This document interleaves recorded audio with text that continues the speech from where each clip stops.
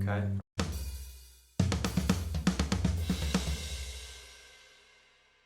So here's the basic riff or the speed demon warm-up that I want to get us through today. It sounds like this. Okay,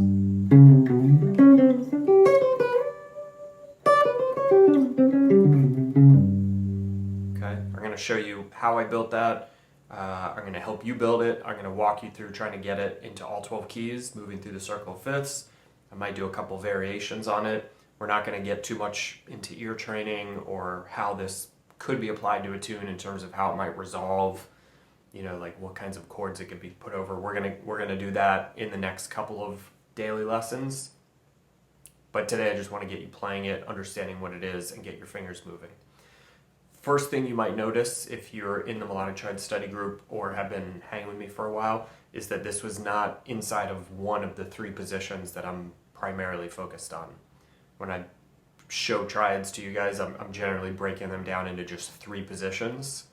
One position that starts on the root, one that starts on the third, one that starts on the fifth. And that's, for the most part, the best starting point, I think, that I've used to navigate the whole fretboard with three positions. Or with triads, I should say. There's no overlapping, there's no missing notes, it covers all the notes without spending excessive time worrying about overlapping notes. So there are little bridge positions between these three, but I don't really spend all that much time worrying about them unless I see I need to. Again, I always like to spend the majority of my time on what's going to be 80% of my playing, and then I'll pepper in little things that are missing if and when I run into them. This Speed Demon run does not sit inside of one of these positions. It jumps from the first position up into the second position. And again, that's just for I'll show you why once we get going, but there's a few benefits to this. So if you're not really comfortable with your basic three positions yet, this might be a little challenging, but it could be insightful to show you how they can be connected and used together, because they are meant to connect the whole fretboard, not just to lock us into a position. So here's the idea. It all starts with the basic major triad, okay? Everything I do starts with some type of basic triad, or shell voicing if we're talking about chords. So G major, G, B, D, G, B, D, G, B, D. 1, 3, 5, 1, 3, 5, 1, 3, 5. Okay, you see how I jumped up to this second position? In the course material inside the study group, the first position ends at this 7th fret B note. Okay, now, right away we're going to add tension sharp 4. Sharp 4 is the C sharp note. Okay, this is our melodic tension note, so now we're dealing with a quadratonic, a 4-note scale.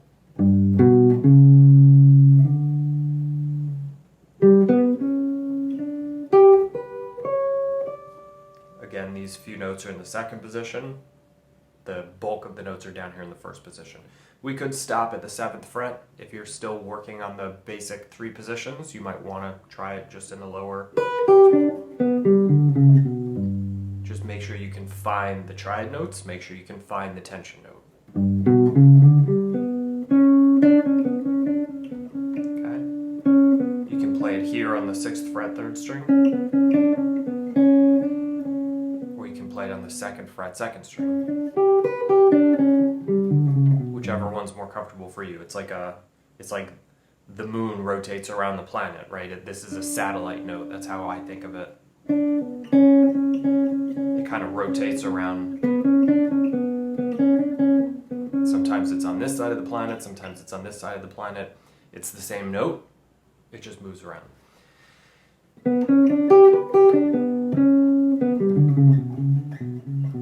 Okay, now the little obstacle course that I made up for myself and for you guys to mess around with is that instead of just ascending and descending,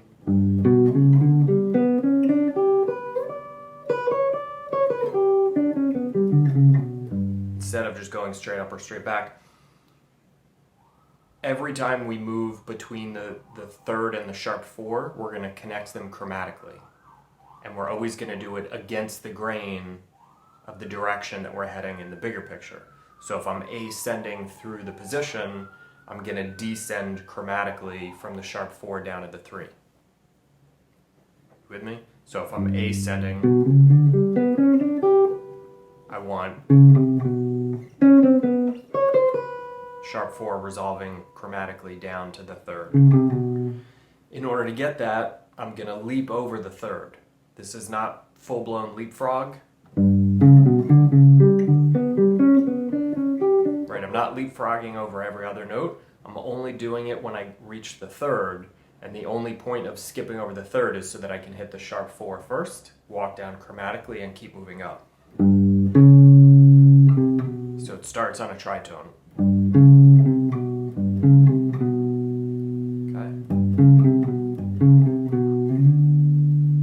For the purpose of technique and for speed, I like sliding my index finger up to the 5th fret at this point. Okay, it's going to give a little bit more of a legato feel. It's going to give me one less note I need to worry about with my right hand. And it sets me up to repeat the exact same fingering with the exact same geometry up here on the 5th fret, 4th string.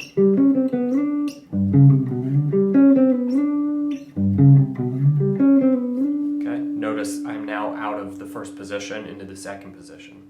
If I stayed in my 1st position, the shapes, the fingering, everything would look different in this octave.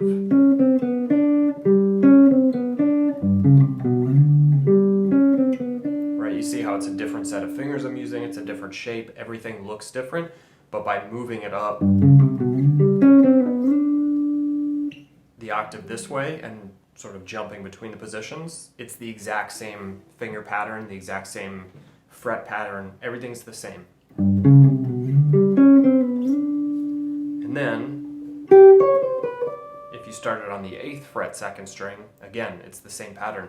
So it's basically a 2-string pattern where the frets, the shapes, the finger movements, the finger selections are all the same. The only thing that changes is that we're jumping it up a couple frets and moving it up a couple strings.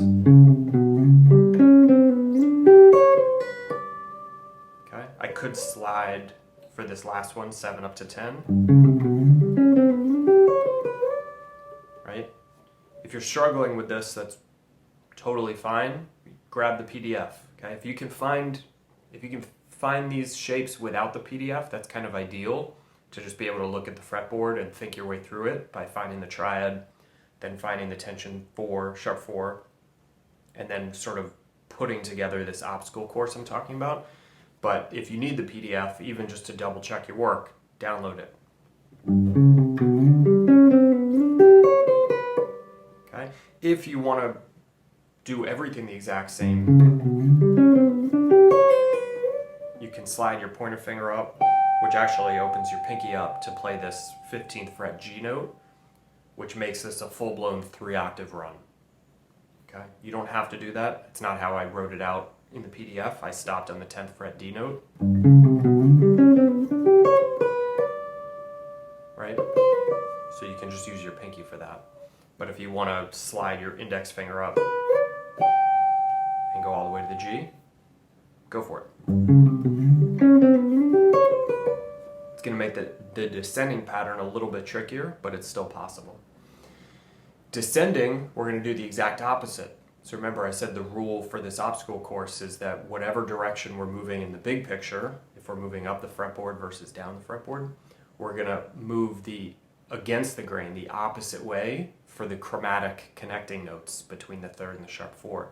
So when I'm ascending up the fretboard, I want my chromatic line descending, so that way I'm constantly doing this with my line, which is a really cool way to just get more interesting sounding phrases and heavier lines.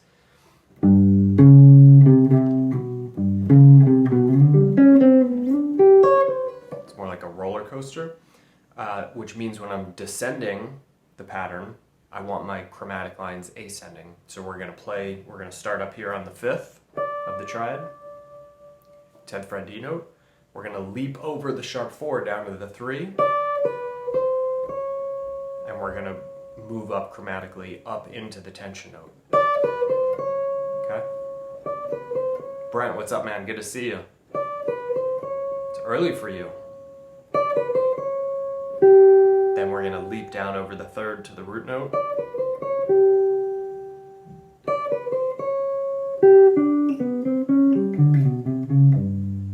And then we're gonna move down to the fifth here.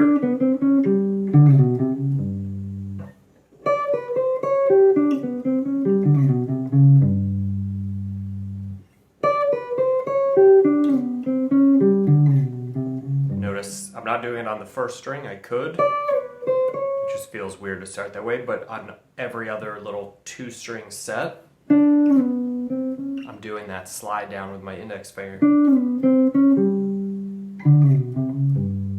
There might be other fingerings you want to use for this. That's totally fine. You don't have to slide. You can make it your own. Find what feels most comfortable for your fingers, and then do it the exact same way every time, over and over and over and over.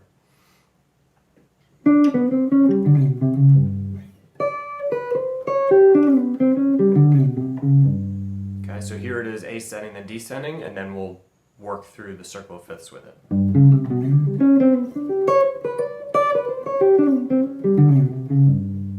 Okay, one more time. This time I'm going to go really slow so you can follow what I'm playing.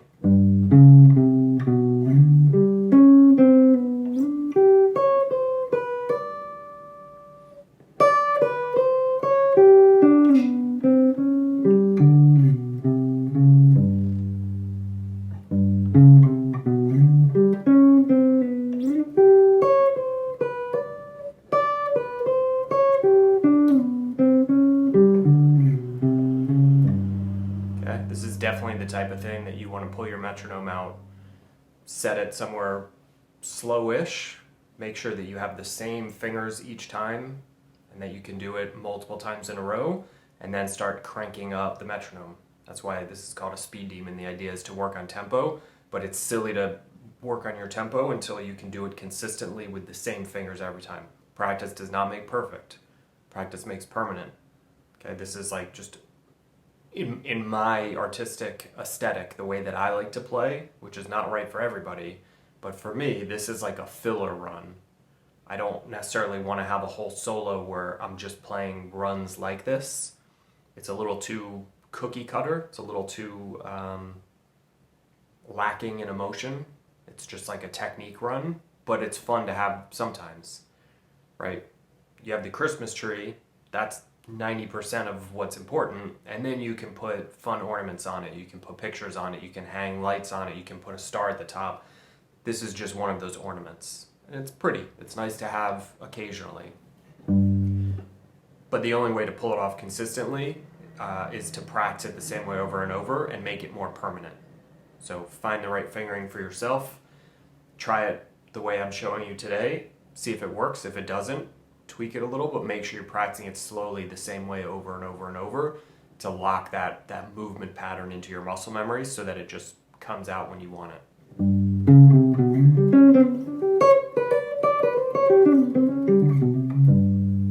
Okay, circle of fifths, that's G, here's C.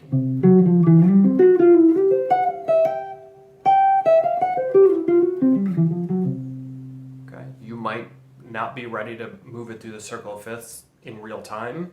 Maybe just go one key at a time. So start in G, make sure you're comfortable there, spend a few minutes, then spend a few minutes in C, then a few minutes in F, then a few minutes in B flat, right? The goal should be to be able to put the metronome on and just play all the way through the circle of fifths with no breaks. Up one key, down that key, next. Up one key, down that key, next. Up one key, down that key. That was where we had C, so here's F. I'm already off. B flat. E flat. A flat. D flat.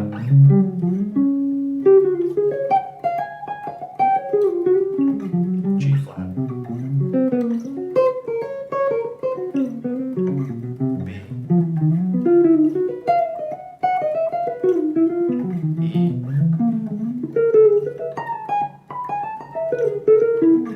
A.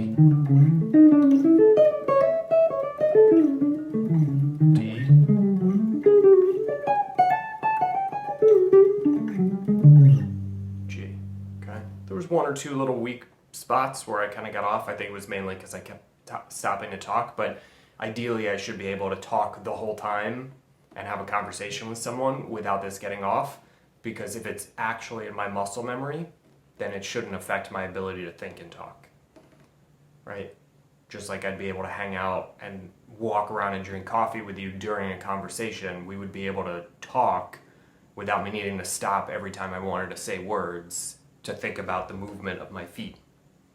It ideally should be as natural as walking. That's what muscle memory is there for, right?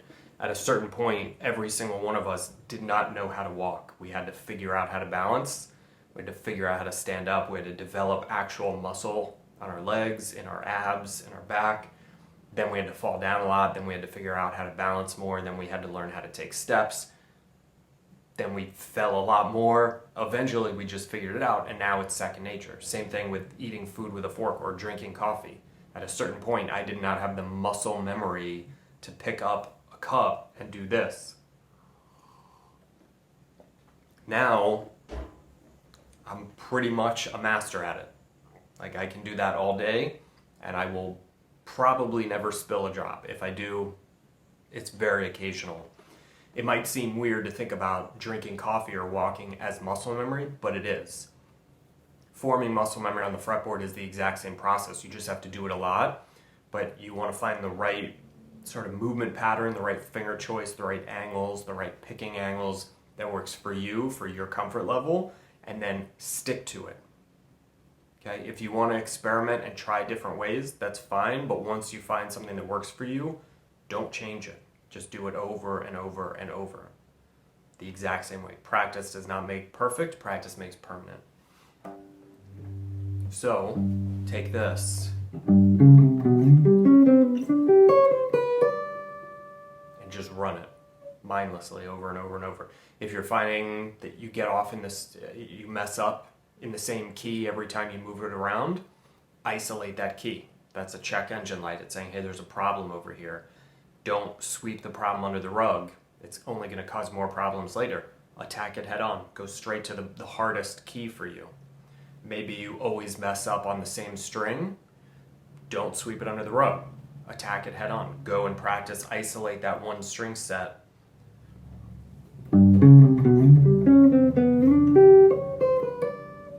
Right, when we go up to the highest string set, it's actually slightly different. So maybe you just want to practice, the top three strings.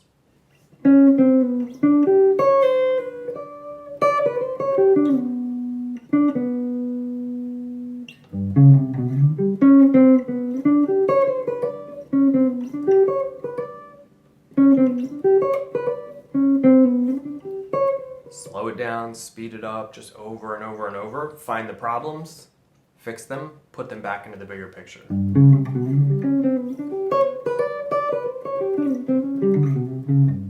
Okay, the more you do that, the cleaner everything gets, and then maybe it'll show up in your playing, maybe you'll write a tune out of it, but if nothing else, it's helping strengthen your muscle memory. Even if you never play it exactly note for note the way we're talking about, you're just creating a stronger connection between your mind, your ears. Tomorrow we're going to work on ears, and your muscle memory, which is what we're focused on today. The whole neuromuscular system gets stronger.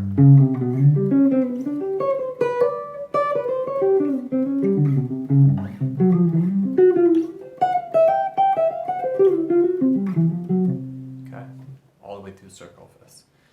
I don't see any questions, so I think we're just going to wrap up there because I don't really have too much more to say. This is just a game of technique and muscle memory. Chip away at it. It's a fun sound. The sharp 4, we're going to spend time with it. Major Triad sharp 4, we're going to spend time with it most of the week and get to know it a little better. It's a very strange little character. Get to know it, get to love it, listen to it. We'll do that together tomorrow. Work on your muscle memory, and on Wednesday we'll work on applying it into some 2-5-1s and some tunes and some actual musical situations. But just get your fingers moving for now, okay? I will see you guys tomorrow. Happy practicing.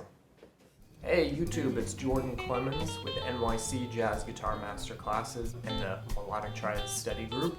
Thank you so much for watching this video. I hope you enjoyed it. I have a ton of content coming out on YouTube this year. We've been doing daily jazz guitar lessons, so I'm going to be posting videos like this pretty much every day. So if you dug this and you want to follow me, subscribe and make sure that you turn on notifications so that you can watch more videos like this. Thanks again for watching. Hope to see you in the comment section. Hope to see you in the next video.